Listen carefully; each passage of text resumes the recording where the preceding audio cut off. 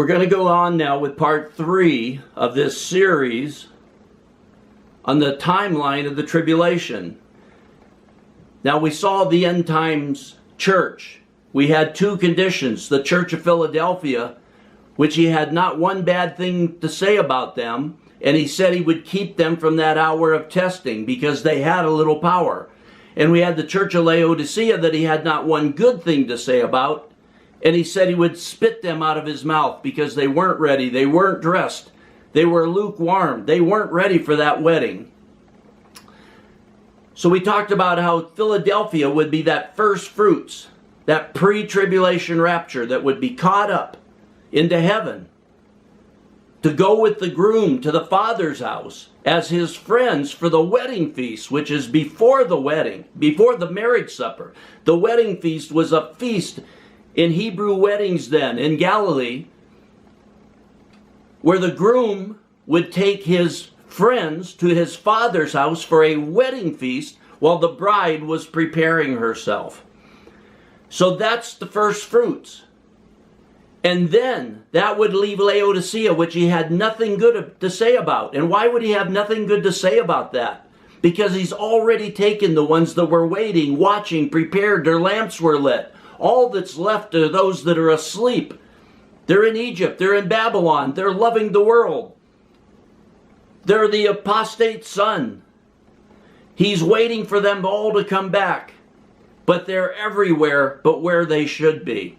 And a lot of Christians don't want to hear that anybody could go into the tribulation. But if you look into the Word at all, he's warning you constantly to be ready, to be watching, to be awake. He's not going to come if you're spiritually asleep and wake you up and say, hey, I told you to be outside with your lamp lit, but you're not, you're sleeping, but I'll wake you up and get you.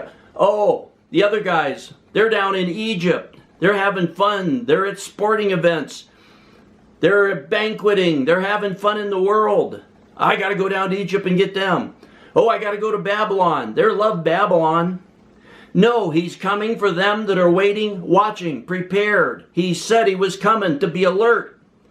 What do you think that means? You're all going? Why would he say that?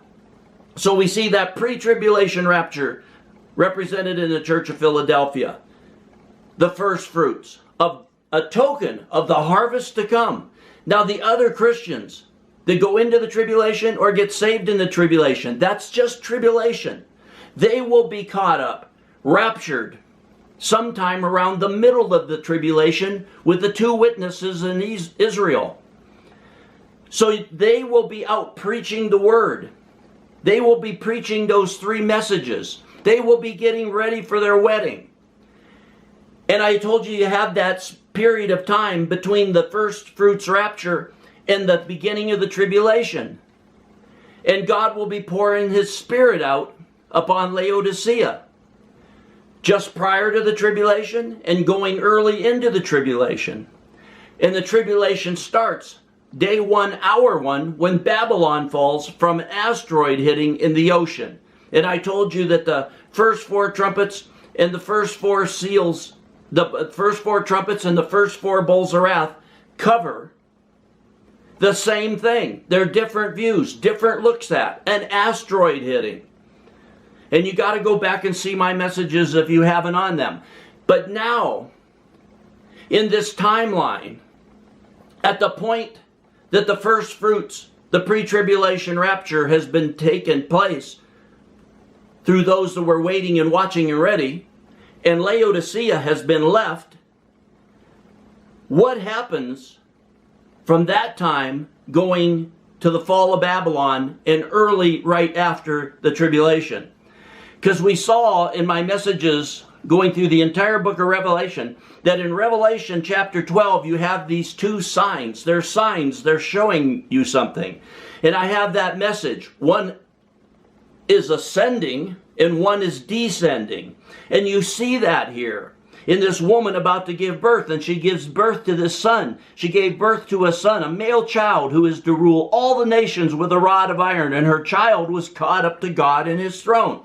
That's the first fruits rapture.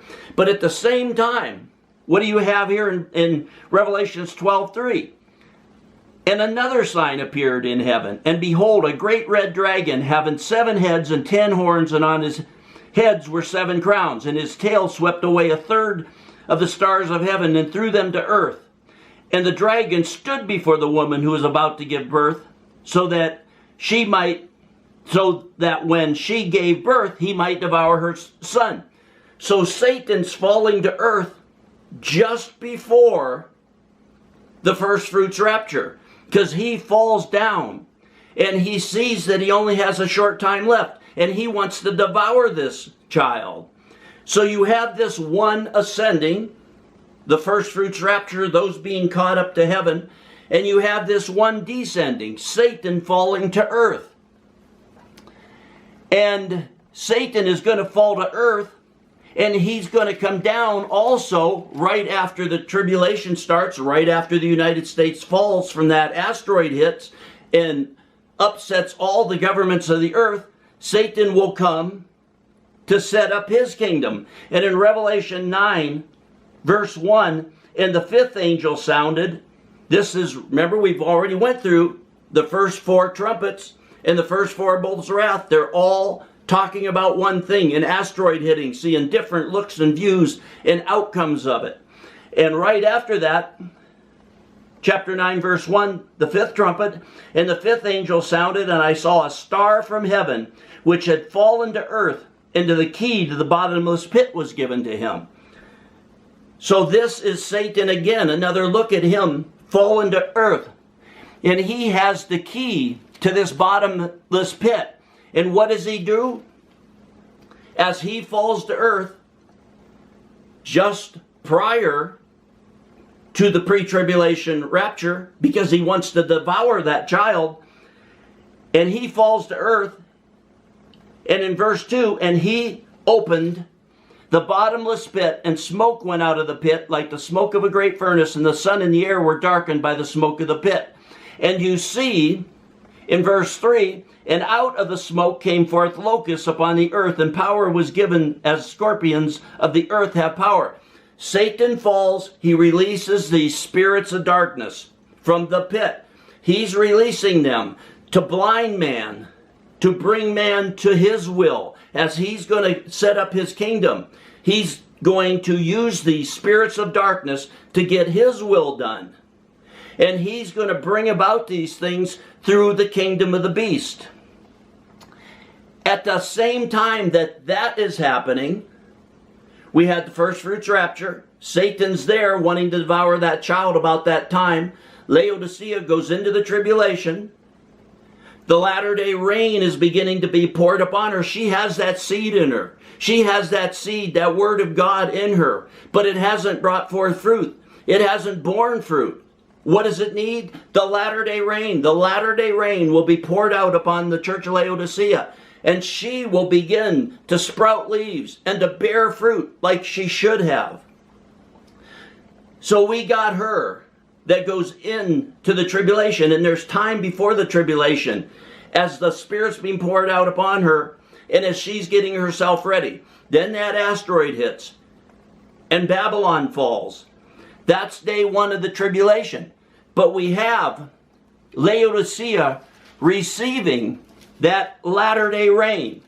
And we see that, saints, in Revelation chapter 8, starting in verse 3. And another angel came and stood at the altar holding a golden censer, and much incense was put on it. And the incense in the Old Testament represented the prayers of God. So we have this angel come, and it's at the altar holding a golden incense, a golden censer, and much incense was given to him that he might add it to the prayers of the saints upon the golden altar which was before God. This represents, as Laodicea sees she's left, as the tribulation is coming and starting, she will be praying and seeking God. And that's what this represents. The outpouring of the latter-day rain. The outpouring of the Holy Spirit upon the church of Laodicea, as she's going to go and preach those 3 messages. And in verse 4, and the smoke of the incense with the prayers of the saints went up before God out of the angel's hands. And the angel took the censer and filled it with fire from the altar. Remember, this is Pentecost, saints. You had the first fruits. Right after the Feast of First Fruits is the Feast of Pentecost. This is Pentecost. Just like in Acts, they had those tongues of fire. That's the word and the anointing of God coming upon them. And the angel took the censer and he filled it with the fire from the altar and threw it to the earth upon the saints. And there followed peals of thunder and sounds and flashes of lightning. So you have Laodicea receive this latter-day rain, that seed that's in that dry ground where she never receives water. She's not even clean. She's not dressed. But the latter-day rain will be poured out upon her, and that seed will start to bear fruit. It'll start first to sprout leaves, and then it'll bear fruit. So you have that. And then what she will do, Laodicea, just prior to the tribulation starting, after the first fruits rapture, and during the first 3.5 years of the tribulation, what Laodicea will be doing is what you see in Revelation chapter 14, 6 through 11. You have these three angels. I've told you before, angels are God's messengers always, but especially in the book of Revelation. They are bringing the Christians a message from God. And these three angels have these three messages, which will be the messages that the church that went into the tribulation and or gets saved during the tribulation will be preaching. And in verse 6, another angel flying in mid-heaven, having the eternal gospel to preach. This could only be the first message, preaching the eternal gospel as the tribulation is coming, after the Antichrist and the kingdom of the beast are coming. The first message of the saints will be to preach the gospel. And then in verse 8, and another angel, a second one followed, saying, Fallen, fallen is Babylon the Great. The church's second message to preach will be this message from the angels, that Babylon has fallen. So you see at this point that she is preaching this, Babylon has already fallen. This is going into the tribulation. Babylon has fallen. She'll be preaching that message and the outcome and the results of it. And in verse 9, and another angel, a third one, followed them, saying with a loud voice, If anyone worships the beast and his image and receives a mark on his forehead or upon his hand, he will drink of the wine of the wrath of God. So the third message, that the church that goes into the tribulation and those who get saved in the tribulation, the third message, they will be warning about the kingdom of the beast and the coming of the Antichrist. So this is what you have. This is what will happen after the first fruits are taken, after Laodicea starts having that latter-day rain fall upon her, and after the asteroid hits and Babylon falls. At that time, the kingdom of the beast, Satan, has already fallen. Remember, Satan has fallen. He's released these demons. They're going to go to persuade these men, these people, these leaders, through the inspiration and the power of Satan to set up the kingdom of the beast. But they always say, oh, but God wouldn't do that to us. The first 3.5 years of the tribulation is just that. Tribulation, trouble, distress. People going through hurricanes, earthquakes, volcanoes. Nuclear bombs were dropped on Japan. There were Christians there. You don't think they went through tribulation? The first 3.5 years is tribulation as that asteroid hits and the effects of it, and the kingdoms of the world falling as the United States falls.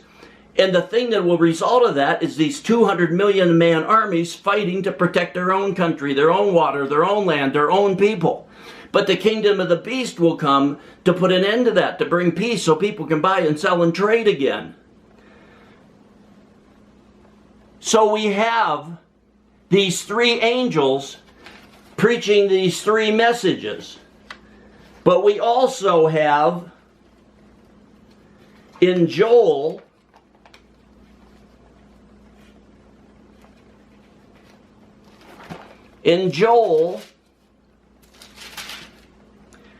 chapter 2, starting in verse 28, this same thing. Right now, I'm mainly focusing on that church that goes into the tribulation and gets saved in the tribulation.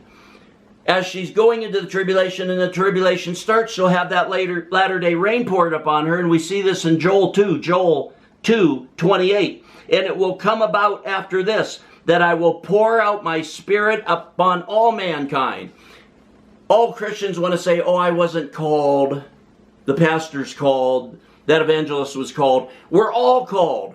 We're called to lay down our life. You're called to have that ministry and power and glory of God flowing through you. You're called to bear fruit. We all are. But they all want to say, oh, it's for somebody else. They're too busy. They're just enjoying life. But they want to do their religious service. But at the coming of the tribulation and going into the tribulation, that's when he says, and it will come about after this, that I will pour out my Spirit upon all mankind. All the church will have the Spirit poured upon it. And not the worldly people, your sons and daughters will prophesy. Your old men will dream dreams. Your young men will see visions. And even on the male and female servants, I will pour out my Spirit in those days. And I will display wonders in the sky and on the earth as this asteroid's coming down. The sun and the moon are blocked out. That big cloud goes up from the asteroid as the debris of the asteroid is spread around. And I will display wonders in the sky and on the earth. Blood, fire, columns of smoke as the asteroid goes up like a giant nuclear bomb, and all the debris and rocks and all the things that are being blown out of the city around there are just spread around for a long distance as columns of smoke come out of them. And in verse 31, the sun will be turned into darkness as that cloud darkens that area, and the moon into blood. The moon at night, on its brightest nights, you'll just see that reddish hint behind the smoke. And what does it say, saints? They try to tell you this is all at the end of the tribulation, or as you go through the tribulation. But what does it say? The sun will be turned into darkness, the moon into blood, before the great and awesome day of the Lord comes. This is at the beginning of the tribulation. And this God will do, and he will bring this about to get his bride ready. It's just tribulation. People in Florida just had a giant hurricane. They went through tribulation. They're still going through the tribulation of it. Peoples around the world are having more and more distress. Just because it ain't hitting you at this moment, don't mean God would never have anything happen to any Christians. There's tons of Christians where these disasters are. It's not that God is punishing you. It's not his wrath. The wrath of God is mainly in the last 3.5 years of the tribulation to those who reject him. And the church will be taken. The church that went into the tribulation or saved in the tribulation will be taken just before that. But then, at the midway point of the tribulation, when the church is taken, the two witnesses will be taken at that same time, or about that same time, when the Antichrist has them killed, and they're lying in the streets. But they are resurrected and raptured. At that point, Israel, when the Antichrist is there, wanting them to worship him, they're going to know that he's the devil, Satan.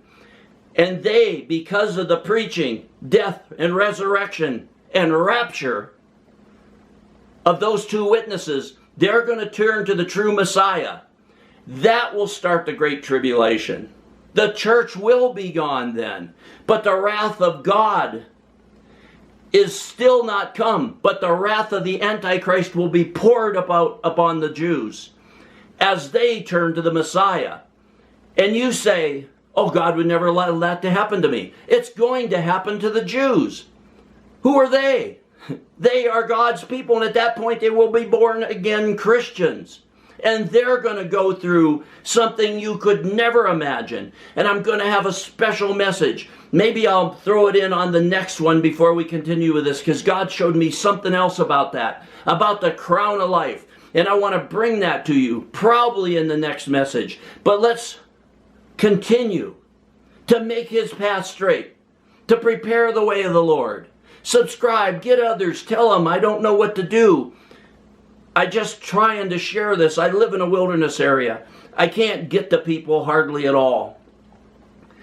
But I thank God for this, that I can share it, and you can pass it on, and you can be the voice of one crying in the wilderness.